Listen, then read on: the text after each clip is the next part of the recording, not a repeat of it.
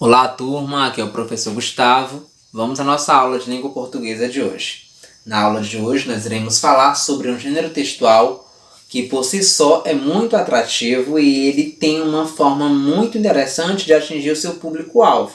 E isso está perfeitamente ligado à sua função social, que é o que nós vamos falar hoje.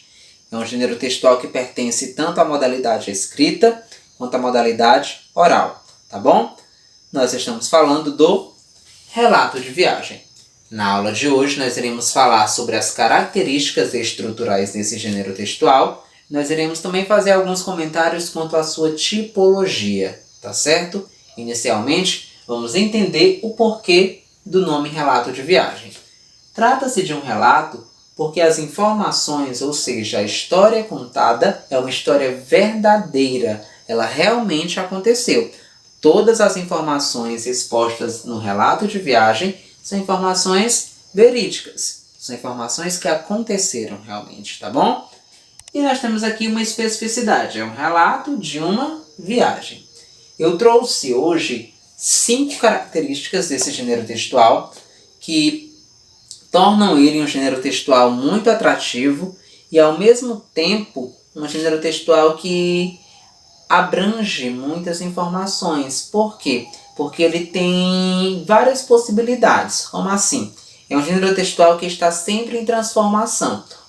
Um relato de viagem, inicialmente ele pode ser um relato de viagem, mas daqui a um certo tempo, ou seja, no futuro, ele pode se transformar em um relato histórico. Porque as informações que foram ali expostas, elas podem servir de certa importância para o estudo da humanidade e, automaticamente, haver essa transição entre relato de viagem e relato histórico. Ou seja, ele é um gênero textual que está sempre em transformação. E ele é muito importante para a sociedade porque ele mostra, às vezes com muitos detalhes, o que aconteceu em uma determinada viagem, tá bom? Então vamos conhecer as 5 características desse gênero textual. Existem muitas, eu trouxe 5 para fazer aqui alguns comentários, tá bom? Primeiro, a história é contada por uma pessoa real. Não só a história, mas propriamente tudo que é relatado trata-se de informações verídicas, de informações verdadeiras, tá certo? A pessoa que conta a história, ela existe, é uma pessoa real, tá certo? Não é um personagem fictício. E as informações, a história ali contada, também é uma história real, tá bom? Não use o termo fato real, porque assim você vai estar sendo redundante, tá bem? Outra característica. Descrevem-se os lugares e as situações vividas. O relato de viagem, ele pertence à tipologia narrativa e descritiva. Por quê? Porque ele descreve com muitos detalhes o ambiente, ele descreve as pessoas, ele descreve o que aconteceu. E neste momento o autor também tem total liberdade, por exemplo, para colocar ali o seu parecer, ou seja, a sua maneira de ver e sentir a viagem. Nem sempre esse sentimento vai ser um sentimento positivo, pode ser um sentimento negativo também. Nem sempre a viagem ela sai conforme o planejado, não é? Outra característica. Fornecem-se indicações precisas de tempo e lugar.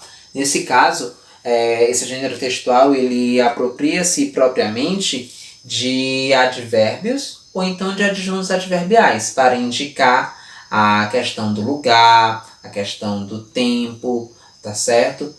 O espaço propriamente dito, enfim. Ele faz essa atribuição e ele traz detalhes. Ele faz a descrição do lugar, ele faz a descrição das pessoas que estavam lá e ele também complementa com informações que ele coleta de acordo com a sua visão. Então nós temos aí uma amplitude muito grande de informações, não é?